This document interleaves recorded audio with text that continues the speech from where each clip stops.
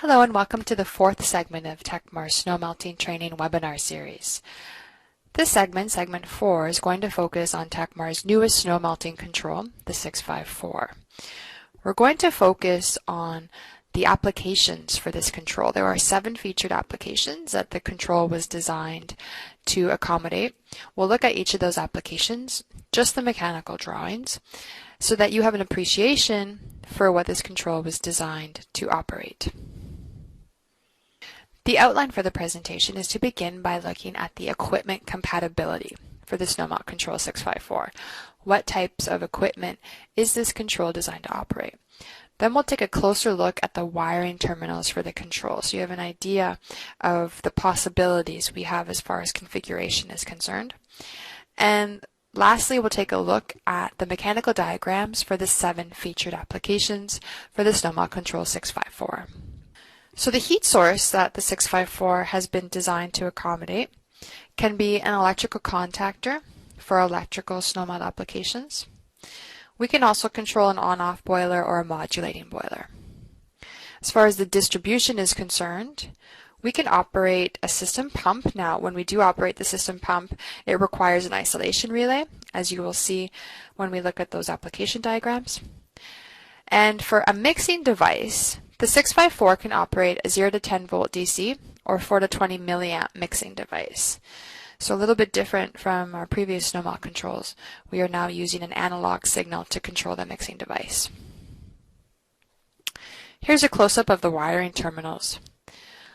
On the right-hand side, you can see we have our terminal strips for the snowmelt sensor.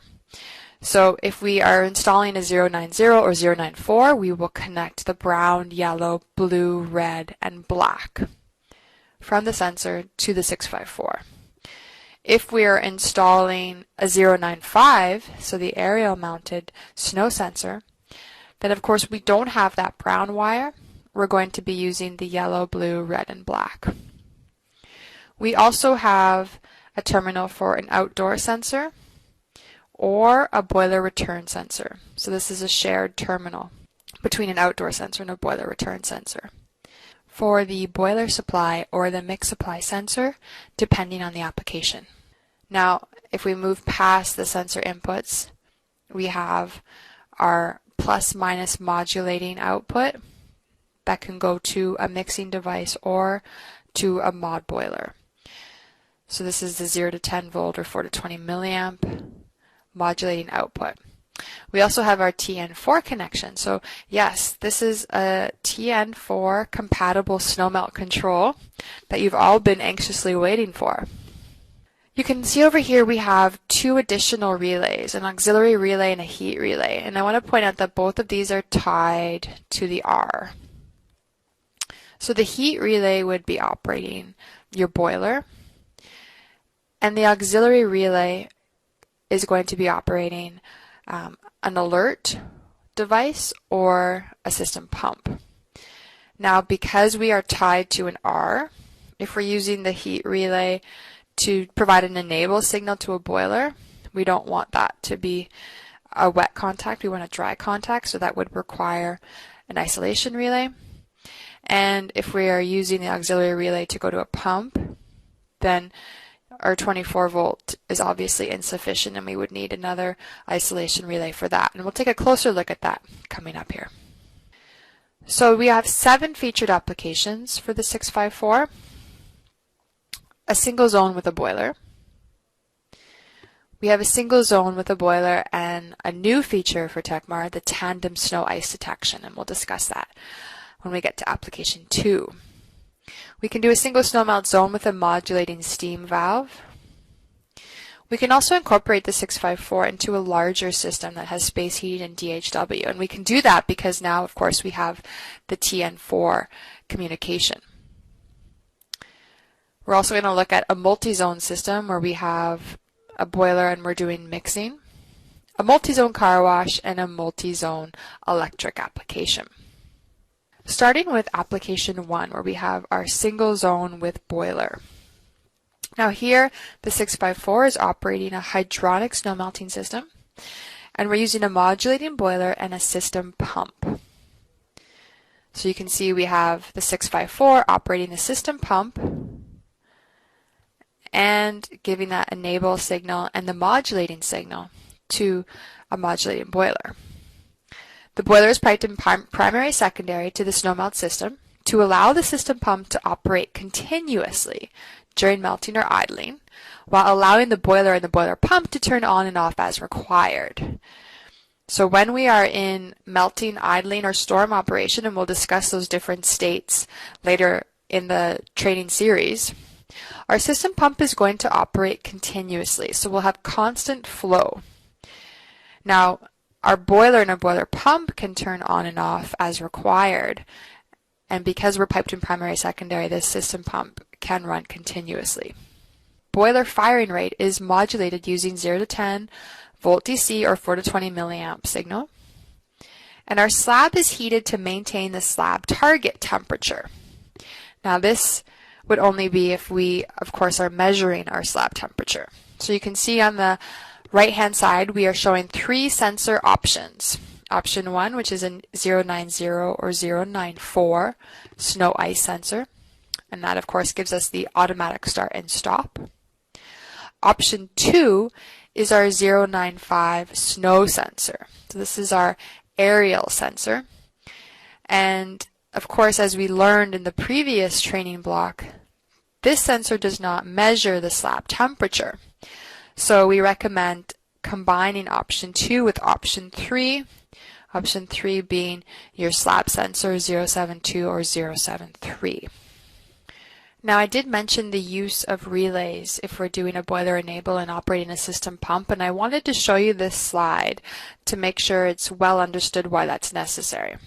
As we mentioned, the heat relay and the auxiliary relay are both tied to the 24 volt R. If we are requiring a boiler enable signal, as shown here, we of course want a dry contact. We don't want a wet contact, which we don't have. So we're going to connect a wire from the heat relay to the isolation relay 003. And the other side will go back to C.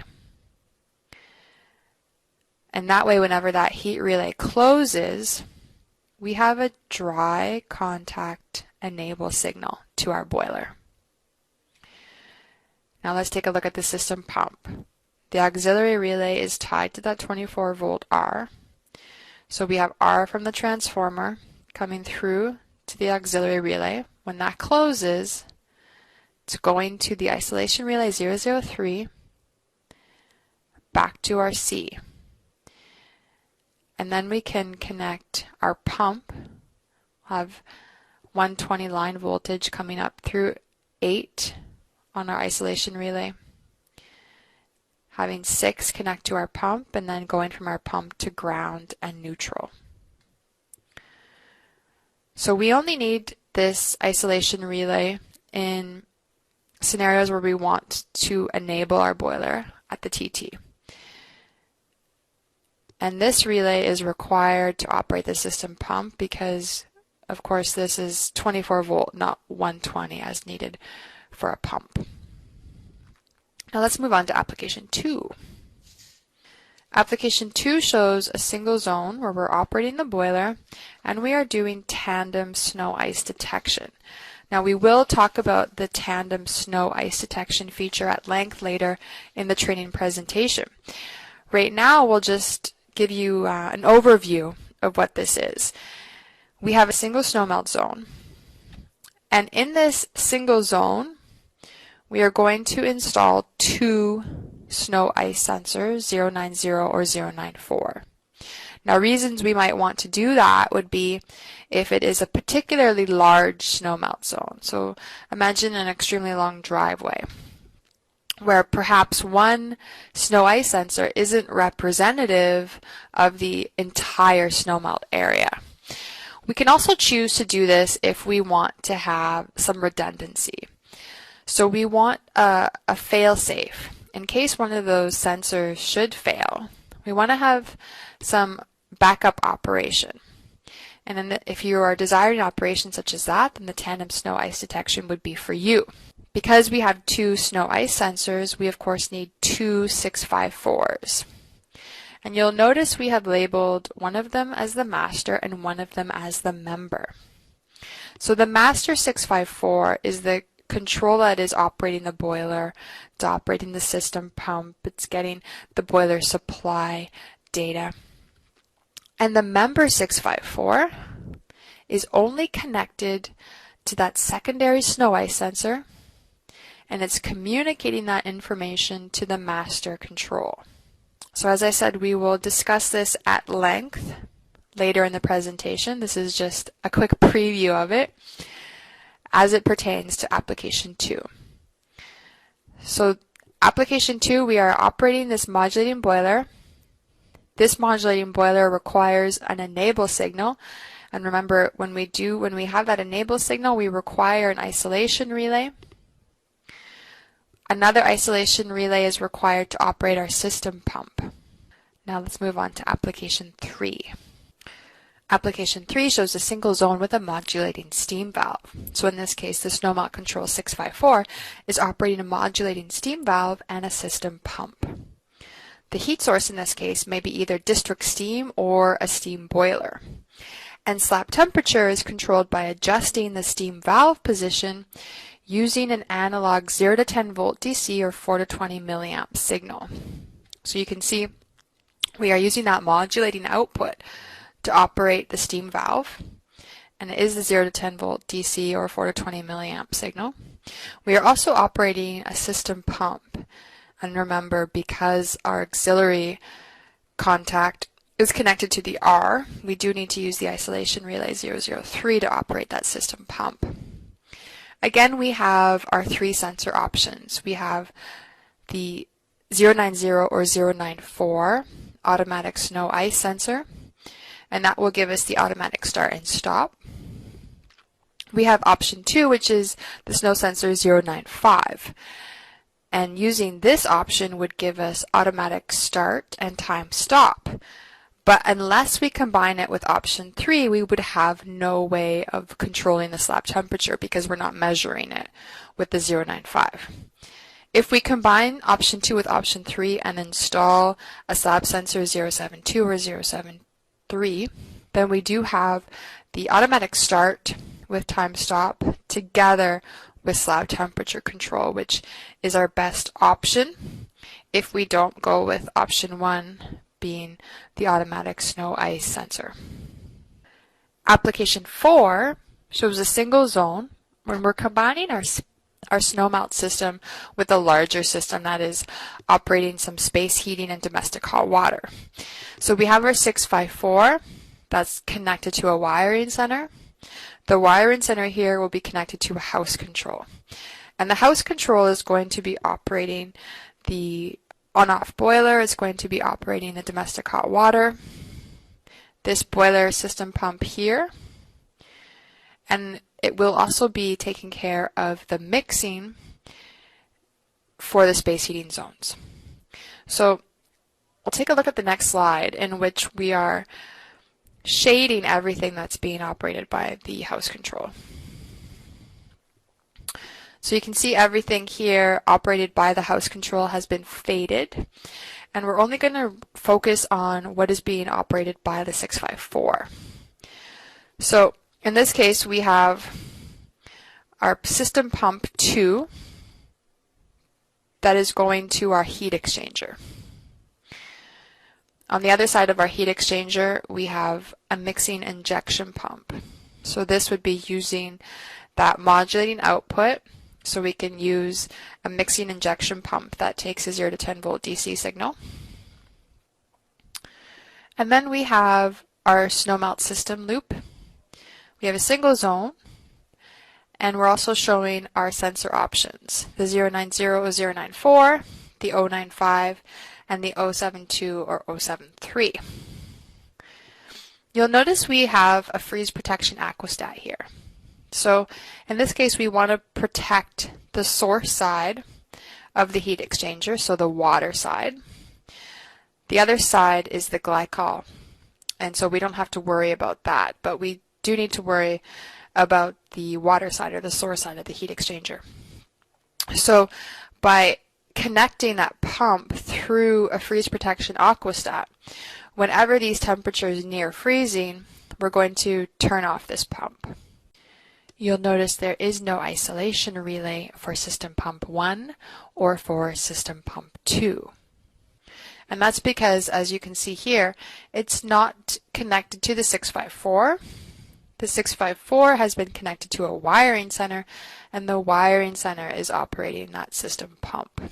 The wiring center is also operating system pump 2. Another thing I want to draw your attention to is here we have our boiler return sensor. So in this application we want to do boiler protection. So we have a boiler return sensor, and that's going to be connected to the 654. Now if you remember, on the terminal strip there is a shared terminal between the boiler return and outdoor sensor. So because we're connecting this boiler return sensor to the 654, it means we cannot connect an outdoor sensor directly to the 654. But because we're connected to a house control, we can connect an outdoor sensor to the house control, and that information is communicated through TechMarNet to the 654. Here is our fifth application, which is a multi-zone application where we're operating a boiler and doing some mixing to the snowmelt zones. We have two snowmelt zones in this case. Each one is being controlled by its own 654. We're showing you the three sensor options, the use of the 090 or 094, the snow sensor 095, and the slab sensor 072 or 073. You can see we are connected to a TN4 system. We have a reset module on the left-hand side and a zone manager on the right-hand side. The reset module will be operating the boiler. We'll be operating this boiler system pump here, and we'll also be operating the mixing device. And each of these zone pumps will be operated by the zone manager. So the 654s will be connected to the zone manager for that pump operation, and that's why we don't need any isolation relays in this case, because the pumps are not being directly controlled by the 654. You can see there is also a freeze protection aquastat, and that is again to protect the source side of the heat exchanger. So if these temperatures do approach freezing, then in this case we cannot stop the operation of this pump because we need this pump to be on for flow through the boiler. We will cut power to both of these zone pumps instead. And we'll look at the wiring of this freeze protection aquastat when we get to the technical training segment, which will be our very last training segment, number 8 in this TechMar Snowmelt Training webinar series. Application 6 is our multi-zone car wash. Now, in this application, we can have, again, up to 12 bays. So here we have shown 2 car wash bays, each with its own 654. But we can connect up to 12 for a larger car wash system. Each of those zones has a 654. You'll notice in this case we're not showing all of the snowmelt sensor options, because for a car wash bay, really all we're looking for is the slab temperature.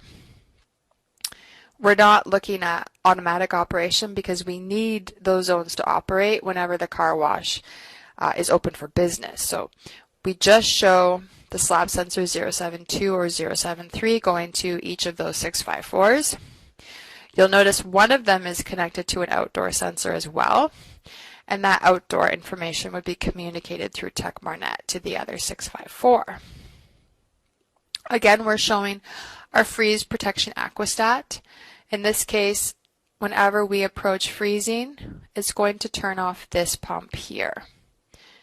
You'll see later on in the presentation that one of the features we do have for car wash systems is that now we can operate the snowmelt on a schedule. So that's a perfect application for a car wash where you could have it programmed to come into effect only during the hours of operation. And we'll look at scheduling later in the webinar training series. Welcome to our last application, which is application 7, a multi-zone electric application. Here we are showing 2 snowmelt zones. We can in fact have up to 12 zones with the snowmelt control 654. Each of the zones is controlled by its own 654, and we are connected to our 3 sensor options, the 090 or 094, the 095, and the slap sensor 072 or 073. Now each of those 654s is connected to an electrical contactor, which in turn is going to energize the electric cables for the melting operation. Because this is a multi-zone system, we will configure zone priority. And what's nice about the 654 is we do have a special priority setting for electric applications. It would be the conditional priority setting. And the way that works is that only one of the contactors is allowed to be on at any given time. And we do that to avoid large instantaneous demands and associated large surcharges from our electric utility company. We'll talk more about zone priority later in the TechMar training webinar series, and we'll look at the 3 priority settings for electric and hydronic applications at that time. Because this is not a hydronic system, we are able to use the auxiliary relay to operate some alert equipment. So we would connect to a third-party alert device, which could either give an audible alarm or perhaps even trigger an email that could be sent to a smartphone so that we can be notified of any issues immediately in our system. You'll notice we are connected to 1 outdoor sensor, and that outdoor temperature will be communicated to any other 654s on our system through the TechMarNet communication. Now we have looked at all 7 of the featured applications for the snowmelt control 654. If you're already anxious for the electrical information, you could always fast forward to our very last training segment, which will be training segment 8, and that will go over the mechanical along with the electrical diagrams, and will also introduce to you the essential settings for each of these 7 featured applications. So in summary for this training segment, we looked at the equipment compatibility for the 654. So it is a snowmelt control that can operate an on-off or modulating boiler, and we can also operate an electrical contactor for electric applications. We took a look at the wiring terminal, so we have a good idea of what we can connect to the 654. And we also looked at how that would affect connecting to a system pump or providing an enable to a boiler, how we would need to use those isolation relays. And lastly, we looked at the mechanical diagrams for the 7 featured applications so that you all have a very solid understanding of the types of applications the 654 has been designed to control. I hope you stay tuned for the next training block where we start diving into the new features on the snowmelt control 654.